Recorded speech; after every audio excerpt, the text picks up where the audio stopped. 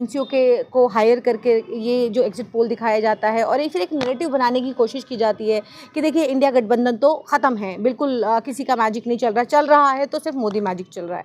तो जाहिर है आज वोटिंग से चंद घंटे पहले ये सारा नैरेटिव और ये अफवाह फैलाने की कोशिश की जा रही है, लेकिन जाहिर है इंडिया गठबंधन पूरी तरीके से महाराष्ट्र 2 राज्यों के चुनाव हैं, पूरी तरीके से दोनों राज्य इंडिया गठबंधन जीत रहा है। और क्या इंडिया गठबंधन वाकई में हारा झारखंड में, या फिर कुछ और है अंदर खबर? नहीं, देखिए लगातार हमने देखा कि सर्वे जिस तरीके से हमने हरियाणा का सर्वे देखा था, हरियाणा के सर्वे के वक्त में भी और जब 4 राज्यों के चुनाव थे तब भी हमने देखा कि किस तरीके से ये पूरा का पूरा जो एग्ज़िट पोल दिखाया गया, किस तरीके से किन एजेंसियों को हायर करके ये जो एग्ज़िट पोल दिखाया जाता है और फिर एक नैरेटिव बनाने की कोशिश की जाती है कि देखिए इंडिया गठबंधन तो ख़त्म है, बिल्कुल किसी का मैजिक नहीं चल रहा है तो सिर्फ मोदी मैजिक चल रहा है। तो जाहिर है आज वोटिंग से चंद घंटे पहले ये सारा नैरेटिव और ये अफवाह फैलाने की कोशिश की जा रही है, लेकिन जाहिर है इंडिया गठबंधन पूरी तरीके से महाराष्ट्र 2 राज्यों के चुनाव हैं, पूरी तरीके से दोनों राज्य इंडिया गठबंधन जीत रहा है। और ये जो धरातल पर जिस तरीके की खबरें चलाई जाती हैं कि इंडिया गठबंधन ख़त्म है, मोदी मैजिक सिर्फ मोदी मैजिक चल रहा है, तो जाहिर है कहना चाहते हैं कि देखिए आज ये क्यों, आपने अगर काम किया होता तो आप अपने विकास मॉडल को लेकर जाते ज़मीन पर, आप काम की बात करते, जो आपने वादे किए, अच्छे दिन की बात की थी, आप अच्छे दिन की बात करते। आज आप क्यों बटेंगे तो कटेंगे की बात कर रहे हैं? आज आप क्यों सब कुछ छिन जाने की बात कर रहे हैं? आज जिस तरीके से आप देखिए कि ज़मीन पर सिर्फ और सिर्फ एक ही नारा है, बटेंगे तो कटेंगे। आप तमाम मुख्यमंत्री, कभी हेमंत शर्मा बिस्वा की बात करें, मिथुन चक्रवर्ती की बात करें, ये योगी आदित्यनाथ की बात करें, ये तमाम लोग जो हैं इस नारे को लेकर के तमाम राज्यों के अंदर घूम रहे हैं और सिर्फ इसी पर सिर्फ चुनाव लड़ रहे हैं। ऐसा लगता है कि देश के अंदर और कोई मुद्दा ही नहीं है। और महाराष्ट्र और झारखंड के अंदर सिर्फ जो वहाँ की आवाम है, जनता है, वो सिर्फ इन्हीं नारों का इंतज़ार कर रही थी कि बटेंगे तो कटेंगे का नारा जो है वो कैसे। ने तो ये भी कह दिया धर्म युद्ध शुरू हो रहा है। हाँ, देखिए यही डर और खौफ लोगों को दिखा करके वोटों का ध्रुवीकरण करने की कोशिश की जाती है और फिर तमाम एजेंसियाँ जिस तरीके से आपके पक्ष में पूरा रोल अदा करती हैं, ईडी, सीबीआई, चुनाव आयोग की बात अगर हम करें तो किस तरीके से आपने देखा था कि जब 4 राज्यों के चुनाव थे, कांग्रेस ने 117 शिकायत पत्र चुनाव आयोग को सौंपे थे। फिर उसके बाद अभी हरियाणा चुनाव के जब रिजल्ट आए, परिणाम जब आए थे, तो उसको लेकर के भी आपने देखा कि किस तरीके से इतनी आवाज़ें उठी, लेकिन कहीं पर भी किसी भी तरीके से चुनाव आयोग की तरफ से कोई कार्यवाही होती है। वो सिर्फ कार्यवाही के नाम पर ये कहते हैं कि कार्यवाही चल रही है, जांच चल रही है, काम अब जांच लगातार मोदी जी को लेकर के भी चुनाव आयोग से शिकायत की थी कि वो किस तरीके से अपने भाषणों में एक समुदाय को टारगेट करने का काम करते हैं। तो वो भी चुनाव आयोग कहता है कि काम चल रहा है, बात चल रही है और जाँच चल रही है। तो इस तरीके की चीज़ें। और फिर उसके बाद उलट अगर हम बात करें तो राहुल गांधी जी की एक आपने देखा तो किस तरीके से उनकी सदस्यता तक रद्द हो जाती है, किस तरीके से उनका एक दिए हुए बयान को किस तरीके से दिखाया जाता है, एक फर्जी एक पिटीशन डाली जाती है। तो ये तमाम जो चीज़ें हैं महाराष्ट्र के अंदर और महाराष्ट्र के में हम देख रहे हैं कि वहाँ की जो जनता है वो बहुत ज़्यादा बेदार है, वो इन हथगंडों को बहुत अच्छे से समझती है। आज जिस तरीके से ये वोटिंग से चंद घंटे पहले ये नैरेटिव गढ़ने की कोशिश हो रही है, तो जाहिर है इसमें सिर्फ और सिर्फ क्योंकि ये नैरेटिव दे करके आप लोगों को कहीं ना कहीं पोलराइज करने की कोशिश कर रहे हैं कि देखिए एनडीए जीत रहा है, इंडिया गठबंधन तो बिल्कुल ख़त्म है, बिल्कुल उसमें कोई जान ही नहीं है, किस तरीके से राहुल गांधी का कोई मैजिक नहीं चला है। तो ये तमाम जो चीज़ें हैं और फिर उसके बाद अपना वही धर्म युद्ध, वही डर, वही खौफ। देखिए आप ये जो कई राज्यों के अंदर चुनाव, पहले 5 राज्यों के चुनाव थे, फिर उसके बाद हमने देखा कि हरियाणा के चुनाव थे, जम्मू कश्मीर के चुनाव थे, उसके बाद अब हम 2 राज्यों के चुनाव है। इन सभी चुनाव का एक ही पैटर्न है।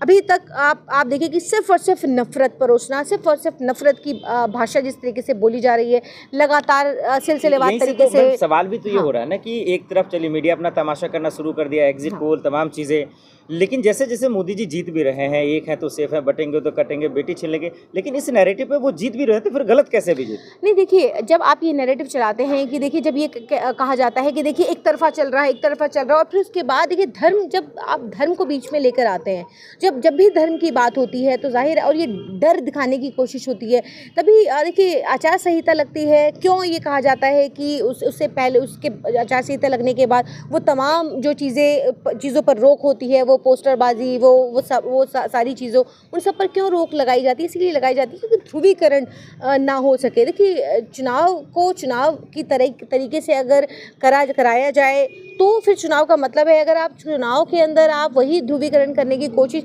और जिस तरीके से आपने देखा कि झारखंड के अंदर आचार संहिता लगने के बाद भी हेमंत शर्मा बिस्वा किस तरीके से मंच से वो किस तरीके से नफरती बयान देते हैं, किस तरीके से वो एक समुदाय को टारगेट करने की कोशिश करते हैं, और जबकि उस पर मुकदमा उन पर होना चाहिए था, लेकिन कोई मुकदमा नहीं होता, चुनाव आयोग से शिकायत के बाद भी कोई असर नहीं होता। तो जाहिर है एक नैरेटिव, जब लोगों को डर और खौफ का, धर्म का नैरेटिव दिया जाता है, तो जाहिर है लोग उस चश्मे से लोग इस चुनाव को लेकर के चलते हैं। तभी देखिए अयोध्या के अंदर जब आपने देखा कि जब लोकसभा चुनाव हुए, तो लोकसभा चुनाव के अंदर आप, हालांकि अयोध्या हारे, ज़मीन पर आपके जितने भी आपका विकास मॉडल तो फेल हो गया, क्योंकि काम कुछ किया नहीं आपने। तो अयोध्या के अंदर आप हार गए क्योंकि चौड़ीकरण के नाम पे आपने लाखों घर आपने गिरा दिए। तो जाहिर है महाराष्ट्र की जनता, देखिए आने वाले समय में आप देखिएगा कि जो परिणाम आएंगे, परिणाम बिल्कुल उलट आएंगे। हमें पूरी उम्मीद है, अगर वही आपने उन तंत्रों का इस्तेमाल नहीं कराया, तो जाहिर है नतीजे बिल्कुल उलट आ सकते हैं। इसी को हम लोगों को ध्यान में रखना है, और वहाँ की जनता को भी ध्यान में रखना है कि किस तरीके से आज उन एजेंसियों का उपयोग किया जा रहा है। कभी भी इन 70 सालों के अंदर, चाहे सरकारें कोई भी रही हों, लेकिन कभी भी इस तरीके से एजेंसियों का दुरुपयोग नहीं किया गया। अब एक सवाल जो सबसे अहम, और मेरा आखिरी सवाल भी यहीं से रहेगा, कि उद्धव ठाकरे ने आज नया सवाल खड़ा किया। अब तो सीजीआई नहीं रहे चंद्रचूड़, अब नए सीजीआई साहब जो है, लेकिन चंद्रचूड़ साहब पे ही सवाल उठे हैं। जैसे शिवसेना को तोड़ा गया, जिस तरीके से मसला चला सुप्रीम कोर्ट, चुनाव आयोग जिसका जिक्र कर रहे हैं, उन्होंने कहा कि वो फंसा के चले गए हैं सीजीआई चंद्रचूड़। क्या शिवसेना के वाकई में उद्धव ठाकरे को कमज़ोर कर दिया पार्टी के तौर पे? नहीं देखिए, न्यायपालिका को लेकर के लगातार सवाल उठते रहे हैं, और लगातार न्यायपालिका से लोग, क्योंकि बहुत उम्मीदें होती हैं आम जन की कि न्यायपालिका न्याय करेगी, लेकिन जब न्यायपालिका से जब न्याय नहीं मिलता, तो जाहिर है लोग उस न्यायपालिका पर सवाल उठाते हैं। और बीते दिनों देखिए, जब सीजीआई की जहाँ तक बात है, तो आपने देखा बीते दिनों किस तरीके से एक सोशल मीडिया पर एक वीडियो पोस्ट हुआ, जिसमें प्रधानमंत्री जी उनके घर पर पूजा करते हुए नजर आए, और अलग अलग तरीके से सीजीआई के बयान भी हमने सामने देखे। तो जाहिर है ऐसे में, क्योंकि अभी तक इतिहास में ये पहली बार ऐसा है कि हमने देखा कि कोई प्रधानमंत्री किसी सीजीआई के घर जाकर के इस तरीके से पूजा अर्चना करता है। तो देखिए, ये न्यायपालिका हमेशा से इंडिपेंडेंट रही है, और इंडिपेंडेंट होकर के ही वो न्याय कहीं ना कहीं कर पाते हैं। जब भी न्यायपालिका पर दबाव होता है, तो जाहिर है वो अपना काम पूर्णतः नहीं कर पाती है, और इसी को लेकर के लगातार सवाल उठते रहे हैं। और अभी जो नए सीजीआई आए हैं, उससे लोगों की उम्मीदें फिर से जगी हैं कि शायद न्याय हो। अभी एक नया फैसला आया है बुलडोज़र को लेकर के, उसको लेकर के काफ़ी लोगों का जो विश्वास कहीं ना कहीं न्यायपालिका से उठा था, उसको लेकर के दोबारा से वापस आया है। तो देखिए, पार्टी के अंदर उथल पुथल होना एक अलग बात है। जहाँ तक हमने महाराष्ट्र के अंदर देखा कि जिस तरीके से बीते दिनों हमने देखा कि किस तरीके से पूरी तरीके से पार्टी ख़त्म होती हुई नज़र आई, पार्टी ख़त्म हो गई, लेकिन फिर दोबारा से उद्धव ठाकरे और सभी लोग दोबारा से उन चीज़ों से उभरे हैं। लेकिन अच्छी बात यह है, यही लोकतंत्र की खूबसूरती है कि इस लोकतंत्र के अंदर जनता फैसला करती है। चुनाव होते हैं। सवाल लोग ये कर रहे हैं कि अब हारने का टाइम आया, या आपके जमीन खिसक रही है, तो आप चंद्रचूड़ साहब पे भंडारा फोड़ रहे हैं। नहीं देखिए, जो हुआ है वो तो देश के सामने है। ऐसा कुछ मैं अलग बात नहीं कर रही हूँ कि ऐसा कुछ अलग हो गया है या हारने का वक्त है। तो देखिए, जिस तरीके से खरीद फरोख्त करके जिस तरीके से भारतीय जनता पार्टी सरकारें बनाती रही हैं, वो तो हम सब ने देखा है। जिस तरीके से पूरी की पूरी पार्टी को ख़त्म कर दिया गया, ये भी हमने देखा है।